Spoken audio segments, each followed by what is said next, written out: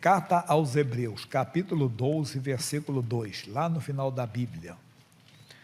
Carta aos Hebreus, capítulo 12, versículo 2. Um versículo bem conhecido, mas o entendimento que Deus nos dá, que é importante. Fique atento a essas revelações, né, essas explicações que o Senhor Deus nos concede. Dizendo, olhando para Jesus. Para quem você tem olhado? Por favor, repito aqui, isso não é ofender alguém, nem afrontar a fé de alguém. Olhar para Jesus não é olhar para um crucifixo, olhar para uma imagem, não. Olhar para Jesus é olhar para a sua palavra, mas não para a letra em si, para a revelação que Ele nos dá. Como? Quando você está lendo a Bíblia, está ouvindo uma mensagem, que Deus chama a sua atenção, aquilo salta aos seus olhos, aquilo fala com você, é Deus se revelando para você. Você fica atento. O missionário R.R. Soares diz, quando você ouve uma pregação que Deus chamou a sua atenção, Deus está te mostrando algo. Então você tem que olhar para aquilo ali. Aquilo ali é a revelação que Deus está te dando na palavra. Então sempre na palavra. Olhar para Jesus é olhar para a sua palavra. Para aquilo que Ele fala com você pela palavra. Aquilo que Ele faz, repito, quando você está ouvindo uma pregação, quando você está lendo a Bíblia, você medita, você lembra de um versículo que te chamou a atenção. Então você tem que olhar para aquilo. Aquilo é Deus para você, é Deus se revelando a você. A Bíblia diz, no princípio era o verbo. A palavra verbo aqui é logos, que quer dizer palavra, entenda. Quer dizer, para alguns na filosofia falam razão, né? Mas é a palavra. Tanto que a Bíblia, no princípio era o verbo estava com Deus, o verbo era Deus, o verbo se fez carne e pessoa humana, Jesus Cristo habitou entre nós. Nós não temos que olhar para a pessoa humana verdadeiramente, nós temos que olhar para Jesus. O Paulo dá uma revelação muito bonita na segunda carta aos Coríntios, capítulo 5, versículo 16. Olha o que ele diz, vai colocar ali, eu vou ler com vocês. Depois ele volta para o Hebreus. Cadê o rapaz lá? Foi arrebatado? Não, voltou. Assim que daqui por diante, a ninguém conhecemos segundo a carne. E ainda que também tenhamos conhecido Cristo segundo a carne, contudo, agora já não conhecemos deste modo. Quer dizer, nós não temos que conhecer Cristo, você não tem que ficar procurando especular se o cabelo dele era comprido ou era curto, se a pele dele era clara ou era morena. Isso é besteira, entenda? Os homens pintam de uma maneira, se encontra vários... Não. Olhar para Jesus é olhar então para a palavra. Voltando lá no Hebreus, que eu pedi para ele voltar, olhando para Jesus Cristo, autor e consumador da fé. Então, é ele, para ele, nele que você tem que orar, sempre está nele. Quando você olha para ele, olha o que acontece, que é importante. Vamos para o Salmo 34. Hoje eu vou citar bastante versículos, tá? Tem dia que o estudo é um versículo, só uma passagem bíblica, ou são mais versículos. Salmo 34, versículos 4 e 5. Salmo 34, versículos 4 e 5. Busquei ao Senhor, e Ele me respondeu. Livrou-me de quê? Todos os meus temores. O que está temorizando você? Na oração eu falei agora, você recebe um exame e tem algumas alterações. Você fica assustado. Aí você olha para o Senhor, você busca aquela palavra, aquele versículo, você busca aquilo que você já ouviu, isso o Espírito Santo fará você lembrar. Eu gosto muito de fazer essa interação com a Bíblia, que vai pegando, vai botando uma do lado da outra, né? Você está assustado com aquilo que você viu dentro dos seus olhos, alteração nos exames, um exemplo. Ou descobriu algo do marido, algo da esposa, algo do filho, da filha. O que você faz? Busca ao Senhor. O que é buscar? Buscar aquela palavra que você já ouviu ou que vai ouvir. Busca aquilo que Deus quer falar contigo ou já falou. Quando eu falei isso agora, que eu gosto dessa interação, pode deixar aqui que eu não vou sair daqui, vem rápido no coração, João 14, 26, olha o que o Espírito Santo diz. Quando vier aquele Espírito Santo, olha só, o Consolador, que o Pai enviará meu nome, vos ensinará o quê? Todas as coisas, e vos fará lembrar de quê? De tudo quanto vos tenho dito. Ele faz você lembrar de tudo que você já ouviu. Por isso que você tem que ter comunhão com o Espírito Santo. Não é só ler a Bíblia, tem que orar, buscar Deus, se envolver com Deus, adorar. Essa interação com o Senhor é bonito. Então ele faz você lembrar do que você já ouviu. Nós contamos um caso que vocês, como dizem os antigos, diziam, está careca de ouvir. Era um jovem que tinha 16 anos. Ele teve uma doença cardíaca e uma doença sanguínea, paralisou sua cintura, da cintura para baixo, o coração dele era inchado. Mas ele lendo a Bíblia, ele ficou curado. Ele recebeu um versículo lá: por isso vos digo que tudo o que pedirdes, orando, crede que o recebereis e tê-lo-eis.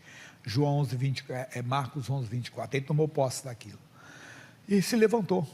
Um ano depois, os sintomas voltaram.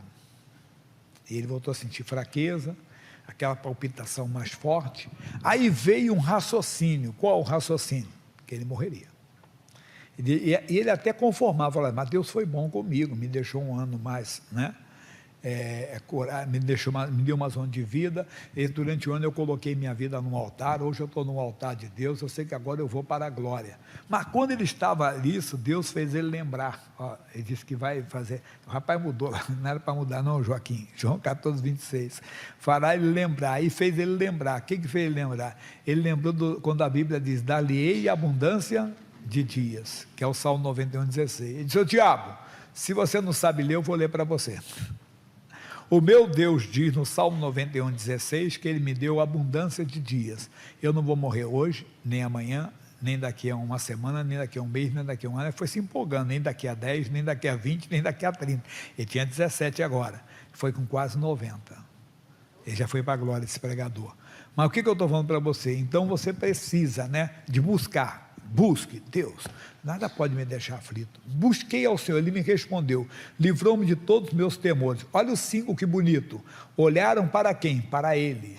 Quer dizer, olharam para aquilo que Deus revelou, olharam para aquilo que Deus falou, olharam para a palavra de Deus, para aquela explicação que o Senhor Deus deu, e foram iluminados. Quer dizer, acabou as trevas, acabaram-se as trevas, porque a luz prevalece, e os seus rostos não ficarão confundidos. Esse é o segredo, é você aprender a olhar para o Senhor, olhar para aquilo que Deus falou. Se não está encontrando, busque Deus. Precisa de uma palavra que venha iluminar o meu coração, preciso de uma palavra que vai iluminar o meu espírito, aí você vai ter. Então busque, fale com Deus, não espere fórmula mágica, não fique esperando super-homens, não. Entenda, homens que vocês acham que são dotados de uma capacidade, não. Ele diz: nos últimos dias derramarei do meu espírito sobre toda a carne. Não tem esse negócio de privilegiados, que você começa a endeusar, desculpe a expressão, mas por causa disso que surgem muitos picaretas no mundo, irmão. Que as pessoas começam a endeusar um homem, não, porque esse homem é muito usado, porque esse homem é muito usado. Irmão, diz assim: não, eu vou ser usado. Deus quer usar você, não tem diferença não. Entenda, há diversidade de ministério. Eu estou com o ministério da pregação aqui, mas tem muita gente sentada que não aparece, que está fazendo muito mais do que muitos pregadores. Eles oram, intercedem. Tem gente que está sempre com folhetinho na mão, entrega para alguém na rua, entrega, mas tem gente, meu irmão, que só no dia do juízo que vai saber. Ele era um discípulo oculto. Ninguém sabia, mas está no nosso meio. Todos os dias ele dobra o joelho, ora, ele é o intercessor dos pregadores, ele ora pelos pregadores. Nós precisamos. Há diversidade de ministérios. Então tem que aprender, buscar o Senhor e ser iluminado. Quem fez isso foi o rei Josafá. Lembra da semana passada? 3 nações poderosas se levantaram para acabarem com Josafá. Josafá temeu, não, mas ele lembrou-se: não, eu tenho um Deus. Aí ele buscou esse Deus e ele começou a lembrar das passagens bíblicas, das promessas de Deus para Israel. E ele termina a oração dele no 2º livro de Crônicas, capítulo 20, versículo 12. Falei que ia mexer mais na Bíblia hoje. Segundo Crônicas 20, versículo 12, olha o final da oração de Josafá. Ele diz assim, segundo Crônicas 20, 12, ah, Deus nosso, porventura não julgarás? Porque em nós não há força perante esta grande multidão que vem contra nós, e não sabemos nós o que faremos. Vamos lá, porém, os nossos olhos estão postos em ti. É o que nós temos que fazer, irmão. Colocar os nossos olhos. Quando ele fez isso, mas veio uma paz. Um profeta chamado Jaziel trouxe um recado: ó, Deus mandou dizer vocês descansarem, que essa luta agora é dele. E o Josafá aceitou, mandou o pessoal, mudou. Lembra do plano de guerra de Josafá? Ele pegou os cantores e colocou os cantores na frente dos armados. Naquela época, uma luta, primeiro apareciam as pessoas com escudo, alguma flecha, porque era flecha, lança, era espada, era pedra, então qualquer coisa tinha um escudeiro ali na frente. Mas ele colocou os cantores, por quê? Ele tinha convicção que Deus estava na batalha. E a vitória veio completa, que Deus fez com que os inimigos se autodestruíssem. Um se levantou contra o outro, e as 3 nações se autodestruíram, e o Josafá não perdeu um homem sequer, não teve um arranhão sequer, não derramou uma gota de sangue sequer, porque o Senhor lutou por eles. Então tem que olhar para o Senhor, busca Ele. Eu disse, meus olhos estão postos em Ti. Quando você coloca os olhos no Senhor, muda completamente. Agora nós temos que aprender uma coisa, o mundo está olhando para nós, e será que o mundo está olhando Cristo em nós? A nossa família está olhando para nós. Um versículo que eu gosto muito na Bíblia Sagrada é Romanos capítulo 8, o versículos 19 e 20, olha o que diz, Romanos 8, dizendo, porque a ardente expectação da criatura espera o quê? A manifestação dos filhos de Deus. Nós não estamos esperando o novo presidente, ou se vai reconduzir o presidente. Para com isso, é briga dos donos. Claro que temos que orar, temos mais convergência às vezes com um lado do que com o outro, mas a Bíblia diz, maldito é o homem que confia no homem. Nós temos que olhar para Jesus Cristo, o autor e consumador da fé. Então, sempre fazendo isso, sempre fazendo você olhar para Jesus Cristo, como você ouviu hoje. Mas o que eu quero explicar para você agora, o mundo está esperando, não é uma nova ordem mundial, o mundo está esperando a nossa manifestação. Por quê? O 20 diz, o 20 responde, porque a criação ficou sujeita à vaidade, não por sua vontade, mas por causa do que a sujeitou. Esse sistema que está no mundo, entenda bem, que tenta introduzir na sociedade aberrações, diz que é mudança na estrutura social, isso é antigo, meu irmão, isso é antigo, é o diabo querendo matar, roubar e destruir, entende? Mas se nós, filhos de Deus, nos manifestarmos neste mundo, e talvez não estamos nos manifestando, nós estamos mostrando o quê? Vamos para Atos dos Apóstolos, capítulo 3, você conhece bem, não vou ler tudo não, já vou ler o versículo 6, vou ler o versículo 4 em diante, desculpe. Era Pedro e João subindo ao templo à hora da oração, havia um homem que era mendigo, que todos os dias era colocado ali, porque ele era coxo desde o ventre da sua mãe, certamente coxo dos 2 pés, coxa que não tem força numa perna, mas se ele era colocado que ele não tinha nas duas, ele não se colocava de pé, ele era colocado ali, e ele pedia esmola a todos que entravam, diz assim, e Pedro com João, fitando os olhos, ele disse, olha para nós, será que a minha família pode olhar para mim? A sua família pode olhar para você? Como assim? Nós temos alguma coisa para dar para eles?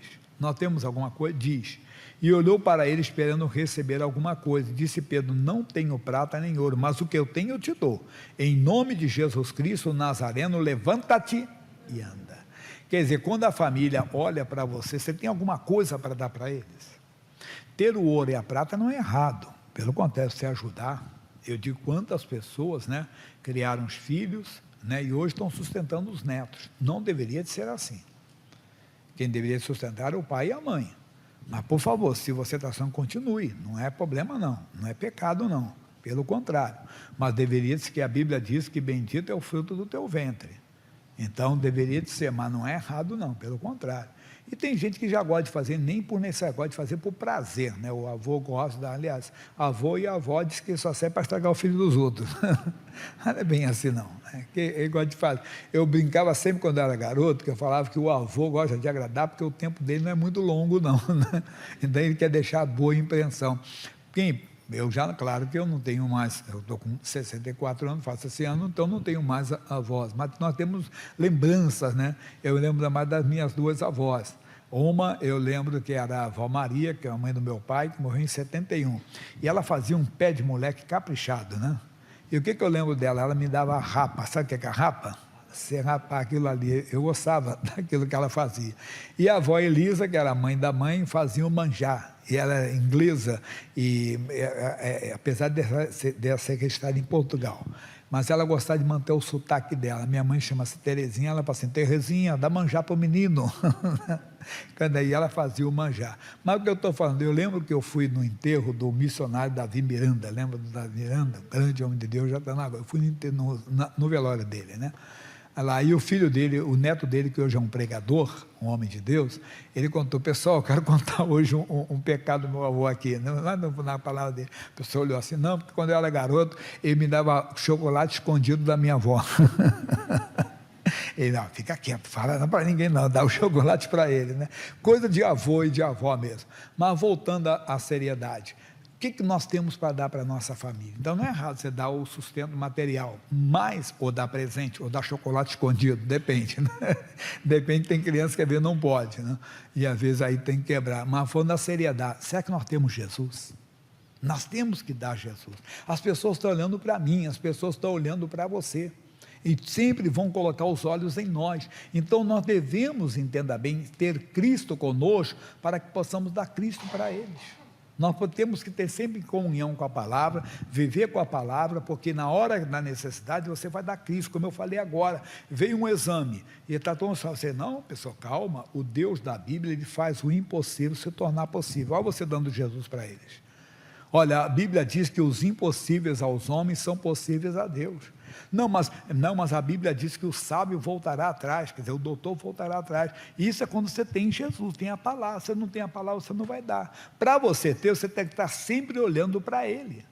O Davi disse uma coisa tão bonita no Salmo 27, 4, ele disse: uma coisa eu busquei, pedi ao Senhor, eu buscarei o quê? Que possa morar na casa do Senhor quando?